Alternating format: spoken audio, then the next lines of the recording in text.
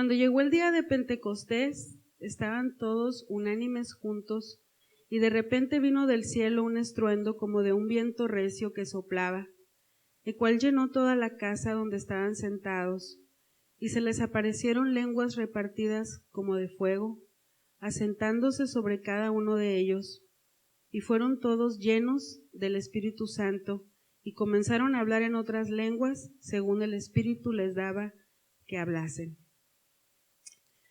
Hemos estado repasando este texto, hemos estado hablando de este texto, se ha estado usando constantemente en los mensajes que nos han estado dando, y a lo mejor usted lo escucha y dice, ¿hay otra vez el mismo texto? Pues sí, otra vez. Es que a veces cuando Dios nos habla repetidamente sobre algo, pienso que es porque tiene muchas más cosas que decirnos. Cuando llegó el día de Pentecostés y vino todo esto que pasó, este momento es considerado por algunos de los historiadores como el primer avivamiento que se registró en la iglesia primitiva. Fue un evento explosivo, fue un evento poderoso, fue un evento donde emergen multitud de acciones. Fue un evento donde los que estaban ahí, la vida de los que estaban ahí, no volvió a ser igual. Nunca más la vida de ellos volvió a ser igual. Pero no solo fue un evento maravilloso como decir, qué hermoso momento, y a ver cuándo se repite. No fue así, como cuando tenemos un culto muy bonito y decimos, ay, qué bonito estuvo el culto, a ver cuándo se repite. No fue así, fue una obra transformadora, fue algo que fue un parteaguas, fue un antes y un después en la vida de los discípulos. Una vez que salieron de ese momento, la vida de ellos cambió a totalidad. Si tenían temor, dejaron de tener temor, empezaron a predicar, empezaron a ir a muchos lugares, empezaron a llamarse a sí mismos cristianos, imitadores de Cristo, seguidores de Cristo. Empezó a haber palabra de Dios por donde ellos iban pasando, empezó a haber sanidades, maravillas, prodigios. Y es en esta parte donde personalmente me atoro mucho, y mi pregunta constante delante de Dios es decirle, ¿qué pasó allá que no ha pasado aquí? ¿O que no ha podido pasar aquí? ¿O ya pasó y no me di cuenta? O sea, el Espíritu Santo, dice la palabra de Dios que nosotros somos sellados con el Espíritu Santo cuando recibimos a Jesús como nuestro Salvador, cuando nacemos de nuevo. Ese Espíritu Santo que hizo todo eso allá, lo tenemos nosotros también. Está aquí adentro de nosotros. Dios es el mismo, dice la palabra de Dios, que Él es fiel y que Él permanece. Dios es, el que fue y el que será. Entonces no era un Dios diferente, es el mismo Dios. Y el Espíritu Santo es el mismo. Y la escritura que ellos tenían el Antiguo Testamento, nosotros también lo tenemos. Los Hechos de los Apóstoles empezaron a escribir y ahora tenemos nosotros mucho más de lo que ellos tenían. Si estamos hablando de palabra, de escritura, nosotros tenemos más palabra de la que ellos tenían. Entonces, ¿qué es lo que pasa? ¿Cómo llegamos a este punto? ¿Cómo llegamos al punto de ser salvados, de que Dios nos encuentra, de que recibimos el Espíritu Santo, de que tenemos conocimiento de la Escritura? Y a veces nos ponemos metas bien grandes. Decimos, mi colonia para Cristo, mi familia para Cristo, América para Cristo. ¿Ha visto esos anuncios? Yo a veces cuando los veo en las bardas o en las redes me ponen mucho a pensar, porque me ponen a pensar si de verdad estamos empujando por eso, si de verdad estamos haciendo lo que tenemos que hacer para que ocurra eso. Independientemente de lo que muchas iglesias, el pueblo de Dios en general, todas las denominaciones que hay, bautistas, pentecostales, adventistas, todas las denominaciones que hay. O sea, ¿qué están haciendo ellos? Pero la pregunta que yo me hago constantemente es: ¿qué estoy haciendo yo?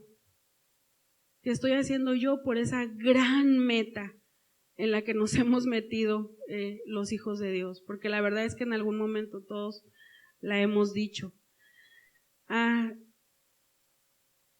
Hay otra pregunta que está, hace poco que me tocó compartí con ustedes un mensaje que se llamaba Señor, enséñanos a orar. Y es una pregunta constante: ¿cómo estamos orando? ¿Qué estamos orando? ¿Con qué frecuencia estamos orando? ¿Cómo lo estamos haciendo? ¿Cómo deberíamos de estarlo haciendo y no lo hacemos? Dios nos encontró. Un día Dios nos encontró. Usted se siente encontrado por Dios. Es Jesucristo el Rey de su vida. Sí lo puede decir. Sí puede decir: Jesucristo es el Rey de mi vida, es mi Salvador. Él se sacrificó todo por mí. Como nadie más en la vida se va a poder sacrificar, Él lo hizo. Jesús es mi Rey y mi Señor. Él nos encuentra, tenemos este maravilloso regalo de la salvación, tenemos el Espíritu Santo, tenemos la Escritura, nos ponemos metas grandes como cristianos, pero vivimos vidas pequeñas. A veces vivimos vidas pequeñas he llegado a la conclusión que es parte de la época en la que nos tocó vivir. Estamos llenos de horarios de trabajo, tenemos escuela, tenemos hijos, tenemos cuentas por pagar, queremos arreglar nuestra casa, queremos un carro mejor, queremos pasearnos, queremos divertirnos, y no estoy diciendo que todo eso esté mal, creo que está bien y es parte de la vida. A lo que voy es que creo que falta algo más. Personalmente creo que falta algo más que aún yo no he experimentado. A lo mejor usted sí, y qué bueno. Pero creo que como pueblo de Dios aún nos falta mucho más por experimentar. Vivimos vidas a medias, medio trabajamos, medio estudiamos la palabra de Dios, medio oramos, amamos a medias, hablamos a medias. Muchas veces yo me he encontrado ante mi mentira de decir: al rato te marco, y no marco, hermanos, no marco porque me ocupé, y entonces dije una mentira. Mi intención no era mentir, mi intención verdaderamente era llamar a esa persona, pero la vida nos consume, el ritmo de vida que llevamos nos consume. Y entonces es cuando yo me hago esta pregunta. Jesús, dice la Escritura, que como cordero fue llevado al matadero, enmudeció, no dijo nada. Dice la Escritura que Dios nos regaló a su único Hijo, nos dio a su único Hijo para la salvación de mi persona, para el perdón de mis pecados, para la salvación de mi familia. Y de pronto creo que estamos tan habituados a ese regalo, tan como ya lo recibiste, ya lo tienes, ya pues, ya está aquí. Y entonces empezamos a vivir esas vidas regulares, esas vidas apacibles. Nos convertimos y empezamos a vivir vidas apacibles, y qué bueno que Dios nos da esa paz. Pero insisto en que yo creo que hay algo más. Yo creo que hay algo más para el pueblo de Dios. Yo creo que hay algo más para el pueblo evangélico. Yo creo que hay algo más para los que hemos recibido la verdad. Yo creo que hay algo más para los que hemos recibido el Espíritu Santo. Yo creo que hay algo más, porque cuando lo encontramos, Él nos encontró, Él nos dio muchas cosas. Él nos dio dones, nos dio talentos, nos dio capacidades, nos dio habilidades. A algunos nos dio la bendición de tener una carrera, a otros les bendijo con un oficio, nos ha dado una familia, nos ha dado recursos, nos ha dado una casa. ¿Cuántos de los que estamos aquí dormimos anoche en la calle? Nadie. Todos tenemos un techo donde dormir. ¿Cuántos de los que estamos aquí nos quedamos sin comer ayer? Porque no hayamos tenido comida. No porque por la dieta o por ayuno, porque no hayamos tenido comida. ¿Cuántos? Creo que ninguno. Creo que estamos plenamente bendecidos. Y yo pienso que falta más, porque cuando yo tengo el don de, voy a hacer preguntas que se pueden contar, porque dicen que lo que no se cuenta no vale. Voy a hacer preguntas que se pueden contar. En psicología nos enseñan eso. ¿Cuántas veces se presentó la conducta problema? Pues vamos a ver cuántas. Si usted tiene el don de evangelismo, levante la mano el que piensa que tiene el don de evangelismo. El que piensa que Dios se lo ha dado el don de evangelismo. Ok, tenemos 2 valientes que dijeron. Mi pregunta es, ¿sabes a cuántas personas has llevado a los pies de Cristo? Números. No me tiene que contestar. Números. ¿Por cuántas personas estoy empujando ahorita para llevarles la palabra, para presentarles el plan de salvación, para orar con ellos? Números. 1, 2, 3, 4, ninguna. ¿Cuántas personas? ¿Cuántas personas de las que están aquí saben que tienen el don de maestros? Que Dios les ha dado el don de maestros, de enseñar su palabra. Así diga, a mí yo estoy segura que Dios me ha dado el don de maestro. Ok, si sabemos que tenemos el don de ser maestros, ¿cuántas veces hemos enseñado la palabra? ¿Cuántas veces? ¿Cuántas veces yo he agarrado la Biblia, me he metido en oración, le he preguntado a Dios qué quiere que le enseñe a su pueblo y he estudiado la palabra y ahí he estado duro y dale, hasta crear una clase para írsela a presentar a una persona? Números, ¿cuántas clases he dado? No solo las he creado, las he dado y he visto el efecto de la palabra de Dios en esas personas. ¿Cuántas? 1, 2, 3, vaya haciendo su cuenta. ¿Cuántas de las personas que están aquí sabemos que Dios nos ha dado el don de sanidad, de orar por los enfermos y que los enfermos sanen? ¿Cuántas personas tienen el don de sanidad? 1. Yo sé que hay más. Yo lo he visto los miércoles aquí en la oración, pero no sé por qué ahorita no quieren decir. Pero ¿cuántos dicen, yo sé que Dios me ha dado el don de sanidad? La pregunta es, ¿cuántas veces has orado por alguien y esa persona ha sanado? A lo mejor no ha sanado en el momento. Hemos escuchado testimonios de personas que dicen, y oraron por mí y me fui y como a la semana me di cuenta que ya no me dolía. O a la semana me hice estudios y todo salió bien. ¿Por cuántas personas hemos orado y las personas han sanado? Que tú viste que la persona sanó. ¿Quién tiene el don de la hospitalidad y del servicio? De ser hospitalarios, de recibir a alguien en casa, de preparar comida para ellos, de darles café, de atenderlos. ¿Cuántas personas estamos recibiendo en nuestra casa por lo menos en una semana o en 2? ¿Para cuántas personas hemos cocinado?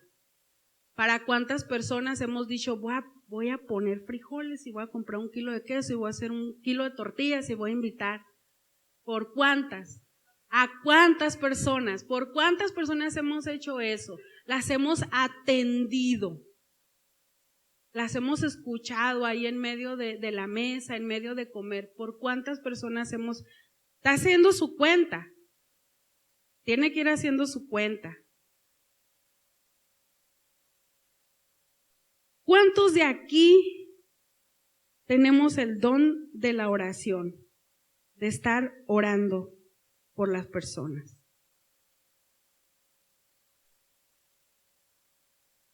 Lo deberíamos de tener todos. Cuando yo terminé de hacer esa pregunta, todos habíamos de haber levantado la mano. ¿Cuántos tenemos el don de la oración? ¿Cuántas de esas oraciones han sido contestadas? Le recomiendo que haga un libro, un cuaderno. Yo estoy llena de hojas en mi casa, en el escritorio, por todos lados. Y haga un registro de sus oraciones diarias. 26 de junio, oré por lo que haya orado. y cuando esa oración se conteste, vaya y póngale palomita, porque quiere decir que Dios ya respondió esa oración, Dios ya contestó esa oración. ¿Cuántas oraciones estamos haciendo? ¿Cuántas oraciones han sido contestadas? Cuando vemos la Escritura y vemos lo que pasó en el derramamiento del Espíritu Santo en el Pentecostés, cuando vemos lo que sucedió después con ellos y vemos que la palabra es la misma y que el Espíritu es el mismo y que Dios es el mismo y que ellos, igualito que nosotros, eran hombres y mujeres comunes y corrientes, igualitos que nosotros. También tenían problemas, también tenían dificultades, también pasaban por escasez. Creo que muchísimas más veces que las que podemos pasar nosotros en aquel tiempo, porque ellos eran perseguidos, eran acusados. La vida de ellos no fue fácil. Nada más para que nos demos una idea, y aquí lo apunté para que no se me olvidara. Mateo sufrió martirio en Etiopía, fue asesinado a espada. Marcos murió en Alejandría de Egipto después de ser arrastrado por caballos por las calles hasta morir. Lucas ahorcado. Juan enfrentó martirio. Pedro crucificado boca abajo en una cruz en forma de X. Santiago decapitado en Jerusalén.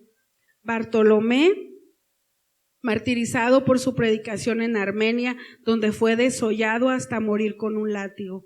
Andrés crucificado en forma de cruz en Grecia. Tomás apuñalado con una lanza en la India durante uno de sus viajes misioneros. Matías apedreado y luego decapitado. Pablo torturado y luego decapitado por Nerón. ¿Se fijan que la vida de los apóstoles después del Pentecostés no fue bonita? No fue bonita la vida de los apóstoles después del Pentecostés. Y aún con miedo, y aún en escasez, y aún en yo no sé por cuántas cosas tuvieron que haber pasado ellos. Ellos vivieron una vida sacrificial. Estuvieron dispuestos a darse, estuvieron dispuestos a rendirse, estuvieron dispuestos a caminar, estuvieron dispuestos a ir. A veces nosotros no vamos y visitamos a una persona porque está muy fuerte el calor. Ya cuando baja el sol, no, pues ya mañana voy, le voy a avisar que mañana voy. Ellos caminaban para llevar la palabra. Eran personas, hombres y mujeres con una mente sacrificial, dispuestos a rendir el yo, dispuestos a rendir la comodidad, dispuestos a rendir todo lo que tenían. Dice la Escritura que compartían el pan, repartían sus bienes y sus propiedades, veían por el huérfano y por la viuda. La vida después del Pentecostés no fue estar en una iglesia, venir el domingo, 1 hora y media, 2, cuando mucho. No fue eso para los discípulos de Cristo. Y si usted y yo creemos que somos discípulos de Cristo, si Dios nos ha salvado, si Dios nos ha escogido, es ahí donde yo digo, falta mucho. A mí me falta mucho. A mí me falta mucho por hacer, a mí me falta mucho por orar, a mí me falta mucho por hacer evangelismo, a mí me falta mucho por leer la palabra de Dios, a mí. No estoy haciendo esa parte que me toca. Todavía el yo lo tengo grande, todavía me cuesta rendir el yo. Pero no es lo que la palabra de Dios me enseña. He llegado a ese punto y estoy haciendo lo que me toca hacer. Dice la Escritura que en los últimos tiempos se levantarán falsos profetas y maestros, que el amor de muchos se enfriará, que habrá guerras, que habrá epidemias, que habrá rebeldía, que los padres irán en contra de los hijos, que nación contra nación estará en constante pelea. Todo eso dice la Escritura, que la perversidad generalizada va a estar en el mundo, la perversidad, la maldad humana va a estar en el mundo. Eso es lo que dice la Escritura. Eso es lo que está ahí. Y eso no es nuevo. Desde que Adán y Eva desobedecieron a Dios, la naturaleza caída que empieza ahí, desde entonces empieza esta degeneración en la humanidad. Pero Dios, que ha sido bueno, ha pagado el precio por nosotros. ¿Usted cree que Dios ha pagado el precio por usted? Yo creo que Dios ha pagado el precio por mí, para el perdón de mis pecados, para la salvación de mi alma y de los míos, y debemos estar seguros y debemos de tener presente cada día ese sacrificio. Usted y yo lo debemos de recordar cada día, cada día. Cada día usted se puede levantar y usted puede ser salvo, porque un día Dios dijo: voy a entregar a mi hijo para que ellos se salven, y ver, encarnar en nosotros el sacrificio de Dios y de Jesús en la cruz. Me voy a venir a tiempos, aunque antiguos no tanto, el siglo pasado, el antepasado. También hubo hombres y mujeres que una vez que Dios hizo la obra transformadora en ellos, no se quedaron en paz. Usted puede estudiar, aparte de la Biblia, puede estudiar teología, puede estudiar historia. Usted sabe, a lo mejor, a mí me entra mucho la inquietud, ¿cómo viviría Esther? Hablando de mujeres, ¿cómo viviría Débora? ¿Cómo sería la vida de Magdalena, de María? ¿Cómo viviría Pedro? ¿Qué comería Pablo? ¿Cuál sería el aguijón del que hablaba? O sea, y ahí está la información, solo tenemos que buscarla. Solo tenemos que investigar, solo tenemos que ser más autodidactas, solo tenemos que perderle un poco el asco al colchón o al sillón y estar un poquito menos cómodos investigando y viendo lo que hay ahí. Me encanta, por ejemplo, la historia de Evan Roberts. No sé si han escuchado hablar de él, pero Evan Roberts fue el catalizador que Dios usó para el avivamiento de Gales. Era un muchacho que se le consideró depresivo, lunático, místico, pero era un muchacho que desde pequeño estaba leyendo la Escritura, buscando la presencia de Dios. Fueron miles, millones de personas las que se convirtieron en Gales, porque un muchacho le creyó a Dios. Un muchacho le creyó a Dios. Un muchacho dijo: ¿y qué tal si Dios nos da 10,000 almas para salvación? Él iba por 10,000. Y todo eso se multiplicó. Gente de otros lugares empezaron a venir. Hubo milagros, hubo sanidades, hubo maravillas, hubo prodigios. ¿Por cuántas personas sucedió eso? Por un muchacho que le creyó a Dios. Uno, que lo consideraban medio lunático, yo estuve leyendo su historia y sí tenía un perfil medio, pero Dios nos hizo con temperamentos diferentes a todos. Sí, vemos ahí la teoría de los temperamentos, hay coléricos, melancólicos, está bien, es que Dios puede usar lo que Él quiera, pues. Él nos necesita así como nos hizo, Él nos puede usar, pero hay que decidirnos a ser usados por Dios. ¿Cuál era el recurso que tenía Evan Roberts? Tenía un recurso que a lo mejor no todos lo podemos tener, o sí, si queremos. El recurso de él era la oración. Era un muchacho que pasaba horas orando, leyendo la palabra. El señor George Muller en su juventud fue ¿cómo le llamarían ahora? Un clonador de tarjetas, yo creo. Hacía fraude, robaba, mentía, andaba viendo a ver a quién se baquetoneaba por ahí. Pero cuando Dios lo cautivó, cuando Dios hizo la obra transformadora en él, todo lo que él era, pasó de ser eso a convertirse en un hombre de una fe ardiente. Junto con su esposa llegó a atender a más de 10,000 niños, porque la obra de él se dedicó a los orfanatos. George Muller, búsquelo, cuando no tenga nada que hacer, busque la historia de él. Dicen los historiadores que él llegó a leer de tapa a tapa la Biblia en 200 ocasiones. En 200 ocasiones leer la Biblia. Imagínense. Algunos no la hemos completado. ¿Cuántas veces la ha completado? Yo no la he completado 2 veces. Y me da pena decirlo. Pero este hombre dice que la leyó 200 veces la Biblia y que llegó a ver la provisión sobrenatural en cada uno de los lugares donde él atendía a niños. Hay una mujer, se llama María Woodworth Etter. Esa mujer recibió la promesa del llamado de Dios desde que era niña. Pero en la época de ella era impensable que una mujer hablara la palabra de Dios, ministrara, orara, no estaba permitido para las mujeres. Y ella siguió su vida normal, haciendo lo que una mujer de su época tenía que hacer, que era tener hijos, atender la casa. Pero llegó el momento para ella. 5 de sus hijos murieron.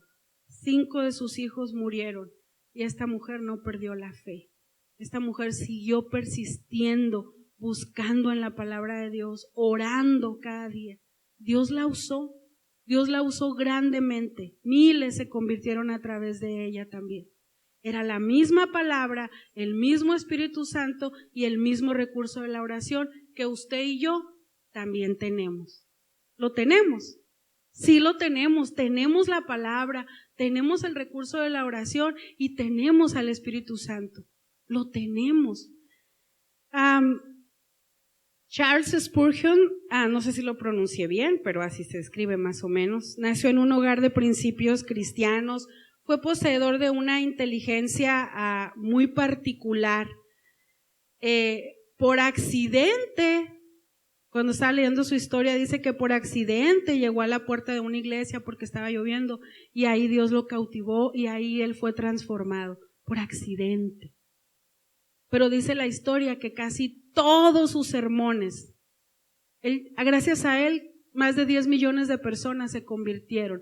Todos sus sermones fueron traducidos a otros idiomas, porque en aquel entonces, pues, ¿cuál radio, cuál WhatsApp, cuál nada? Entonces los sermones se escribían y se traducían y luego se iban publicando y se compartían. Un muchachito también. Entonces, ¿qué está pasando con nosotros? Bueno, ¿qué está pasando conmigo? ¿Qué está pasando con nosotros? Nosotros tenemos en la actualidad muchos más recursos que en aquel tiempo ellos tuvieron. Si usted le quiere decir a alguien ahorita que está en Alemania, ¿cuánto tiempo le llevaría enviarle un mensaje a alguien que está en Alemania ahorita? ¿Cuánto tiempo le llevaría? Probablemente segundos. No tendría que caminar. Ahora no lo vamos a poner tan lejos. ¿Cuánto tiempo nos llevaría hablarle a alguien de nuestra familia, hablarle a alguien de nuestra cuadra? ¿Cuánto tiempo nos llevaría? ¿Cuánto tendríamos que caminar? 20, 15 pasos, 30 pasos a lo mejor, no sé. ¿Verdad que no se compara? ¿O sí se compara? No se compara. La intención de este mensaje es que podamos ver más allá. Que podamos ver más allá de lo que Dios ya nos ha dado y qué podemos hacer nosotros. Porque nosotros ya somos salvos. A nosotros ya nos salvó el Señor, pero todavía hay mucha gente allá afuera que no se ha salvado. Pues. Es esa la intención de este mensaje. ¿Qué podemos hacer? Y si usted dice para usted y Dios, usted vaya a la presencia de Dios y dígale, Señor, yo lo único que puedo hacer, a lo mejor yo no puedo ir, yo lo único que puedo hacer es orar. Pues ore, pero ore hasta que se le descarapelen las rodillas. Ore, ore, ore, ore, ore. Si a lo mejor lo único que yo puedo hacer porque no tengo dinero para el camión, porque no tengo saldo en el teléfono, lo único que puedo hacer es leer la palabra de Dios, lea la palabra de Dios. Y luego lea la palabra de Dios y ore. Y Dios va a ir abriendo camino donde no hay. Y Dios le va a ir revelando a usted a través de su Espíritu Santo qué es lo que más quiere de usted y qué es lo que usted puede hacer. Es esa la intención de este mensaje. Me gustan mucho los 4 puntos que Evans sostenía en sus predicaciones. El primero que él decía era, confiesa todos tus pecados. todos tus pecados y acepta el perdón de Dios a través de Jesucristo. Dice la palabra de Dios que si confesamos nuestros pecados, Dios, que es fiel y justo, Él nos va a perdonar y Él nos va a limpiar de nuestro pecado. Confesemos nuestro pecado de cada día. Cada día pecamos. Cada día pecamos. Pecamos de pensamiento, pecamos en una palabra, pecamos en una mirada, pecamos en una omisión, algo que no hacemos, que teníamos que haber hecho y no lo hicimos. Todos los días pecamos. Confesemos nuestro pecado delante de Dios. Pero Él es fiel y justo y es bueno y su misericordia es grande, dice, y Él nos va a perdonar y nos va a limpiar de todo pecado. Elimina, la segunda cosa que Él decía era elimina cualquier cosa en tu vida sobre la que tengas duda o no estés seguro. Voy a leer textual Romanos 14:23. Dice, pero el que no está seguro de si debe o no comer algo, aquí estaban hablando de las cosas que se podían comer o no. Al comerlo se hace culpable porque no lo come con la convicción que da la fe. Y todo lo que no se hace con la convicción que da la fe es pecado. Romanos 14:23. Hermano, si usted tiene duda de algo que usted está haciendo, ¿será pecado o no será pecado? Si usted tiene duda, no lo haga. No lo haga. Porque ya el Espíritu Santo está haciendo la obra en usted. Si usted tiene duda, no busque en la Biblia, ¿será pecado durar 3 horas en Facebook? No va a decir eso la Biblia. ¿Será pecado que yo le diga a mi hermano que no traigo 100 pesos para prestarle cuando sí traigo? No. Si usted tiene duda, no lo haga. No lo haga, porque dice, porque al hacerlo te haces culpable y no lo haces con la convicción de la fe. Y todo lo que no se hace con la convicción de la fe es pecado. Muchachos, si tienen dudas, jóvenes, si tienen dudas, ¿será que debo de hablar con este muchacho? ¿Será que le debo dar mi número? ¿Será que debo de ir a tal parte? Si tienes dudas, no lo hagas, por favor. El Espíritu Santo te está cuidando. Es la obra transformadora, está haciéndose ahí. El tercer punto que Evans sostenía era estar preparados para obedecer al Espíritu Santo al instante. Salmo 143:10 dice, enséñame a hacer tu voluntad, porque tú eres mi Dios, que tu buen espíritu me guíe por un terreno sin obstáculos. Usted y yo necesitamos estar listos para escuchar la voz del Espíritu Santo. Listos. Cuando Dios nos diga, hay que orar por esa persona, cuando Dios nos diga, háblale a esa persona, cuando Dios nos diga, dale a esa persona, cuando Dios nos diga, manda ese mensaje. Esos pensamientos de obras buenas, puras, amables y perfectas, no crea que los tenemos nosotros por tan buena gente que somos. Es el Espíritu Santo hablándonos a nosotros, a nuestra mente, a nuestro corazón.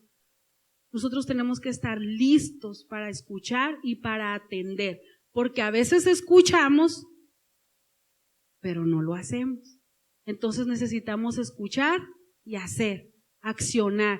Hay muchas cosas, hermanos, que ya están oradas.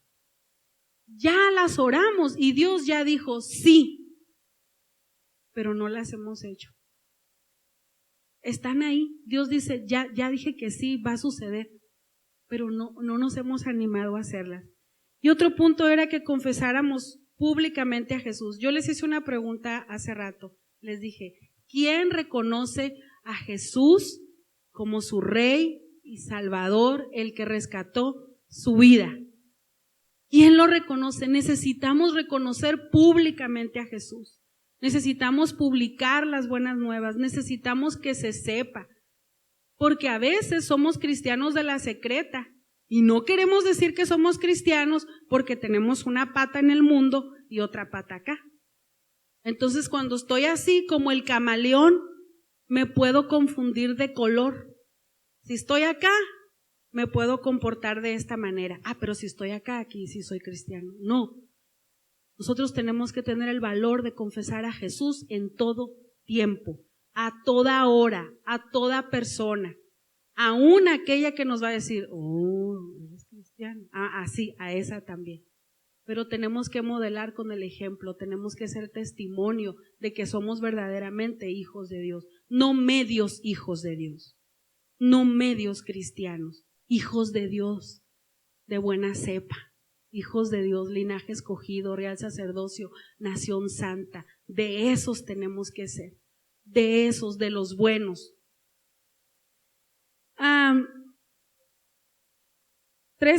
No sé cómo voy con el tiempo, tres cosas más que yo estoy segura que Dios está pidiendo de nosotros. Dios está pidiendo nuestro corazón, Dios está pidiendo que nos rindamos a Él, Dios está pidiendo que vayamos delante de Él. Dice la Escritura que Él llama a la puerta, toca y espera que le abramos. Y a veces pensamos que ese texto es para los que no han aceptado a Dios. La verdad es que es para todos. Él está todos los días tocando a la puerta. Él está todos los días queriendo tener comunión con nosotros. Él está todos los días queriendo abrazarnos. Él está todos los días queriendo hablarnos. Él está todos los días ahí, fiel, fiel. Los que nos hacemos para acá somos nosotros. Dame, hijo mío, tu corazón y aprenderás a ver por mis caminos. Proverbios 23-26. Él quiere nuestro corazón. Él quiere nuestro corazón. Él quiere tu corazón.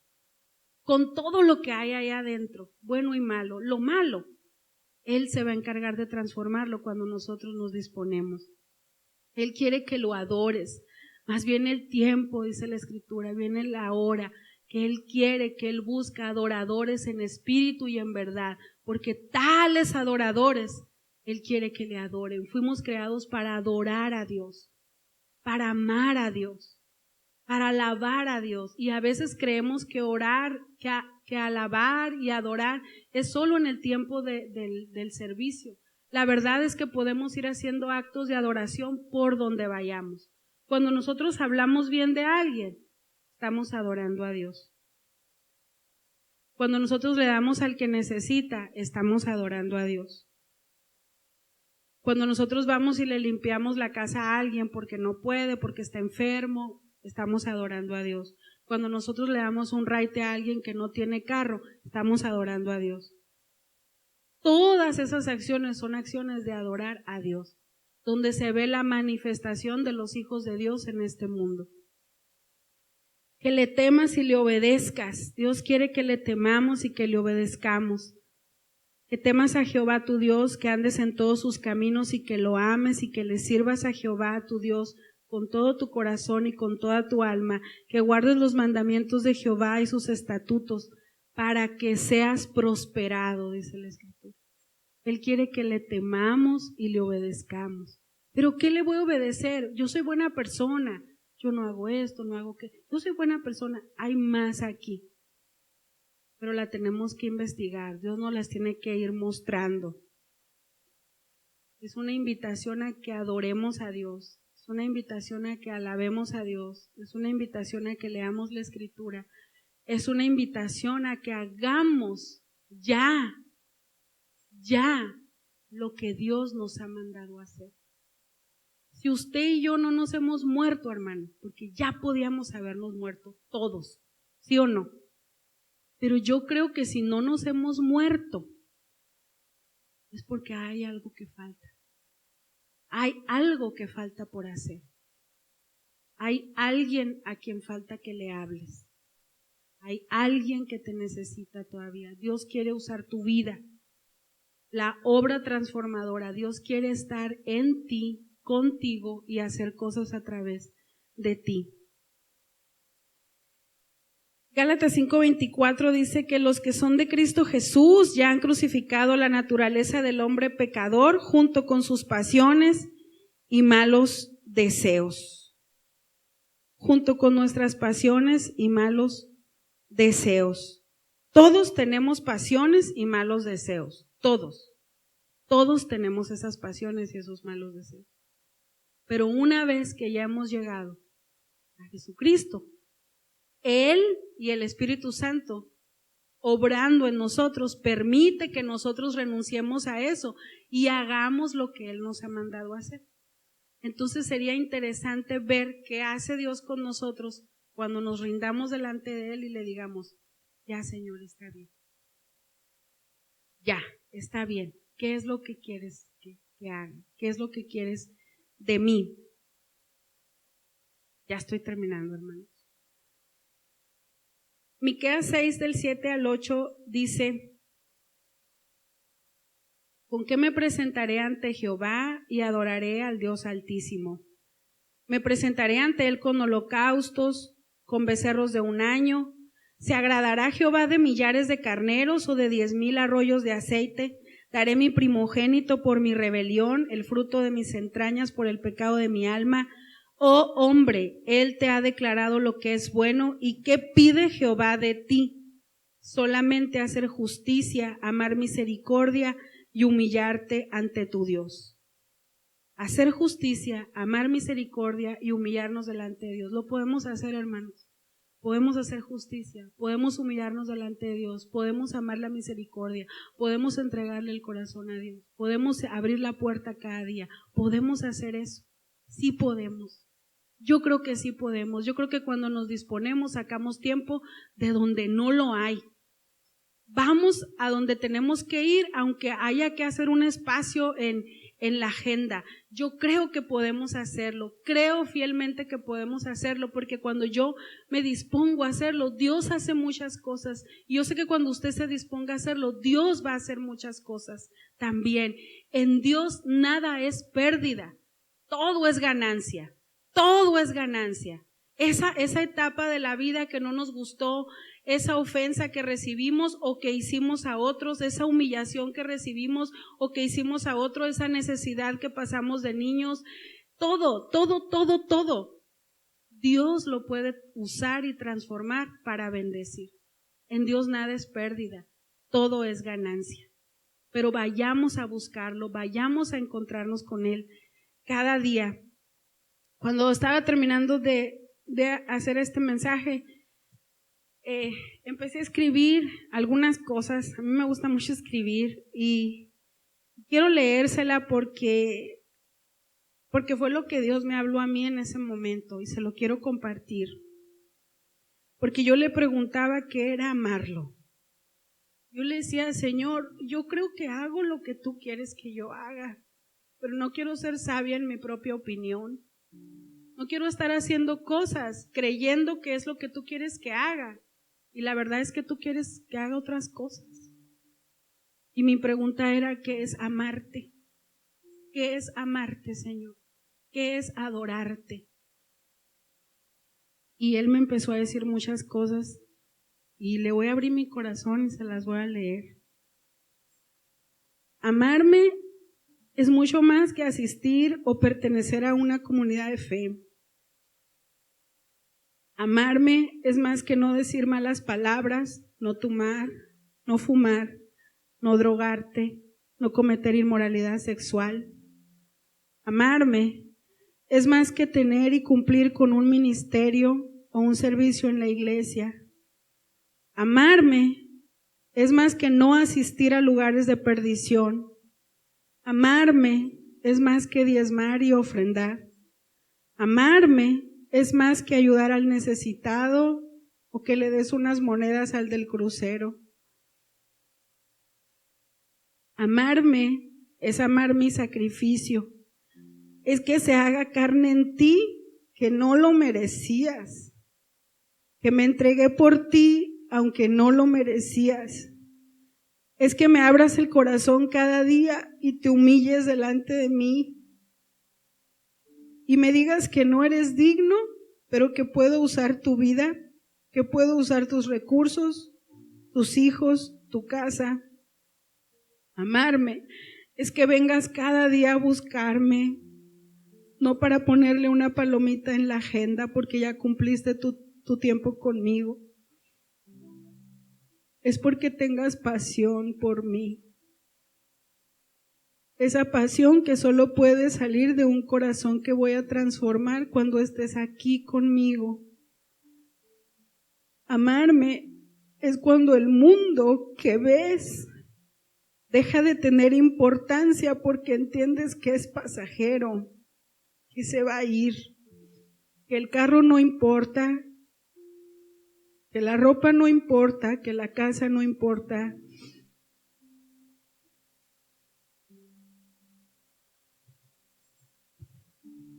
Que lo único que importa es lo eterno, es la vida que yo te doy. Amarme es que tu mente y tus acciones estén llenas de mí.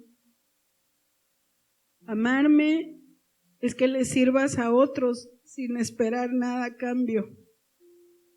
Amarme es que seas generosa y no guardes solo para ti. Amarme es que perdones la ofensa pasada, la presente y la futura, aunque no te pidan perdón. Amarme es amarme aunque a ti no te amen, o aunque no lo hagan de la forma que tú quieres que te amen. Amarme es orar por el otro, aunque él ni te ame ni te conozca. Amarme es más que decir, Dios te bendiga, Dios te bendiga, Dios te bendiga. Y Dios me habló mucho de eso. Es permitir que yo te use para que seas el vehículo de la bendición. Es ser tú el que bendiga. Amarme es que mires a los ojos del que sufre, no solo que le envíes un mensaje. Es llorar con los que lloran y reír con los que ríen. Amarme es que le preguntes a la gente qué puedo hacer por ti, aun aquellos que te caen mal. Amarme es que renuncies a juzgar, a criticar y a murmurar. Eso es amarme. ¿Vas a poder amarme? Amarme es respetar a tu esposo como el Señor de esta casa y darle la honra que él se merece. Amarme es que instruyas a tus hijos personalmente. Y amarme es querer cada día ser un poquito más como yo. Nunca lo vas a alcanzar hasta que yo venga por ti. Eso me dijo el Señor a mí, que es amarle. A lo mejor a usted le puede decir algo diferente, pero a mí Él me habló de esta manera y me habló duro.